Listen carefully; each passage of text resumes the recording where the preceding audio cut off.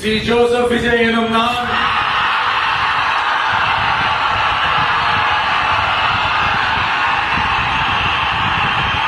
பெற்ற